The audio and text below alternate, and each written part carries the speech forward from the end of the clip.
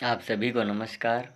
आज हम भक्ति काल की निर्गुण भक्ति शाखा पर चर्चा करेंगे। भक्ति काल की दो शाखाएं थीं, जिन शाखाओं में एक निर्गुण एक सगुण। निर्गुण भक्ति शाखा के जो कवि थे वो निराकार ब्रह्म के उपासक थे और वो जितने भी आडंबर होते थे उन आडंबरों का विरोध करते थे अपने काव्य के माध्यम से।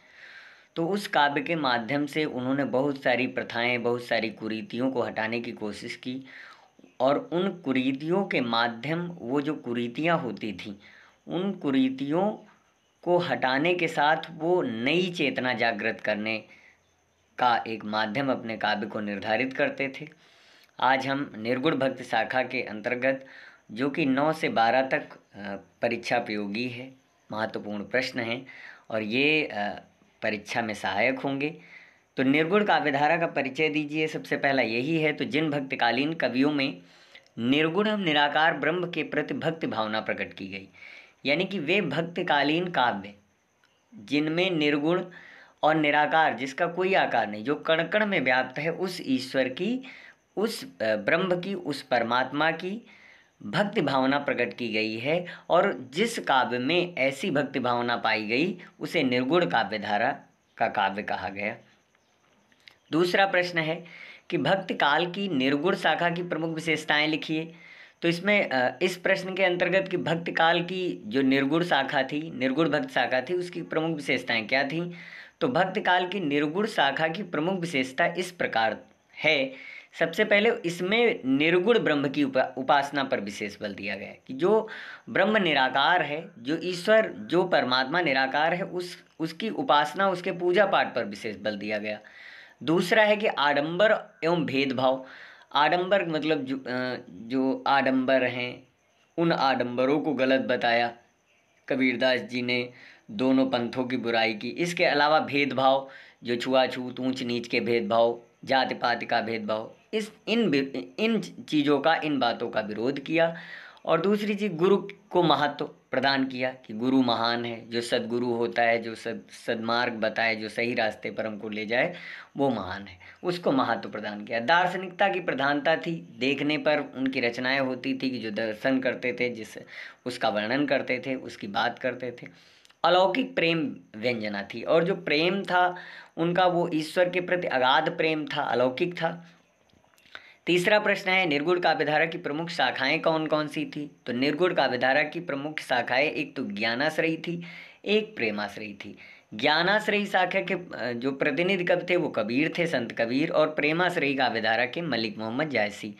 ज्ञानाश्रयी शाखा का परिचय दीजिए। फिर अगला है, तो ज्ञानाश्रयी शाखा भक्ति कालीन निर्गुण काव्यधारा की एक शाखा है। इसमें साधना एवं ज्ञान की श्रेष्ठता का भाव व्यक्त है, यानी कि जो ज्ञानाश्रयी शाखा है वो निर्गुण काव्यधारा की शाखा है और इस शाखा में साधना यानी कि पूजा पाठ और ज्ञान की श्रेष्ठता का भाव व्यक्त किया गया। साधना करो, पूजा पाठ करो, ईश्वर के प्रति नेह रखो, इस बात पर विशेष बल दिया गया। फिर निर्गुण भक्तिधारा की ज्ञानाश्रयी शाखा के प्रमुख कवि कौन है। तो अभी बताया कि निर्गुण भक्तिधारा की ज्ञानाश्रयी शाखा के प्रमुख कवि संत कबीरदास जी हैं। ज्ञानाश्रयी शाखा के अन्य प्रमुख कवियों के नाम, तो इसमें कबीरदास जी हैं, दादू दयाल हैं, नानक देव हैं, आदि प्रमुख कवि हैं। तो ये प्रमुख कवि हैं जो कि ज्ञानाश्रयी शाखा के अंतर्गत आते हैं। फिर अगला, ज्ञानाश्रयी शाखा की दो प्रमुख कवियों के नाम लिखिए, तो उनकी एक एक रचना। तो ज्ञानाश्रयी शाखा के प्रमुख दो कवि हैं, एक कबीरदास जी हैं और दूसरे सुंदरदास जी हैं। तो कबीरदास जी ने बीजक लिखी, जिसमें 3 रचनाएं हैं, साखी, शबद, रमैनी, और सुंदरदास ने सुंदर विलास रचना काव्य लिखा। तो ये ज्ञानाश्रयी शाखा की प्रमुख रचनाएं हैं, उनके कवियों के नाम हैं। फिर ज्ञानाश्रयी जो संत काव्यधारा है उसकी प्रमुख विशेषताएं क्या थी, संत काव्यधारा में क्या बताया गया था, कौन कौन सी विशेषताएं थी। तो पहला, ज्ञानाश्रयी संतों ने ईश्वर की उपासना निराकार रूप से की है।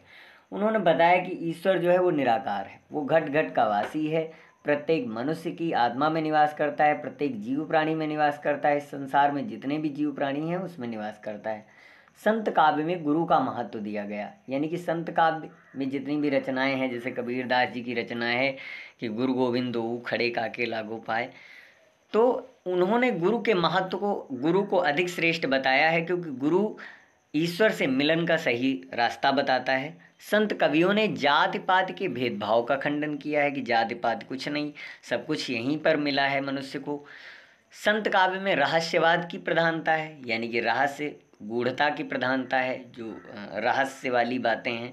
संत कवियों ने माया को महाठगिनी बताया है और उसकी निंदा की है, यानी कि जो माया है वो बहुत ठगती है। ठगने का मतलब ये है कि मनुष्य को अपने में घुमाए रहती है और उसकी वजह से मनुष्य अंधा हो जाता है और वो अहंकार में डूब जाता है, तो उसे अपने अंतरात्मा में ईश्वर की प्राप्ति संभव नहीं हो पाती। संत कवियों की भाषा सदुक्कड़ी व पंचमेल खिचड़ी है। फिर अगला है कि प्रेम मार्गी सूफी काव्यधारा का परिचय दीजिए। सूफी कवियों ने फारसी की मशनवी पद्धति पर आधारित प्रेम काव्य लिखे। सूफी काव्य में प्रेम काव्य की प्रधानता है, इसी कारण से प्रेम मार्गी शाखा कहा गया।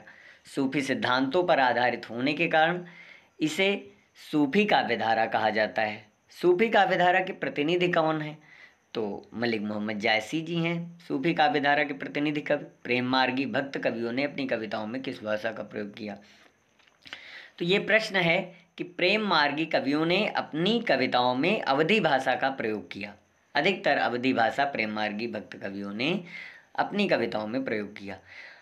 अगला है कि सूफी काव्यधारा में कवियों ने अपनी कविताओं में किन छंदों का प्रयोग किया? छंदों, ये गलत है, इसको सही कर लेना है। किन छंदों का प्रयोग किया?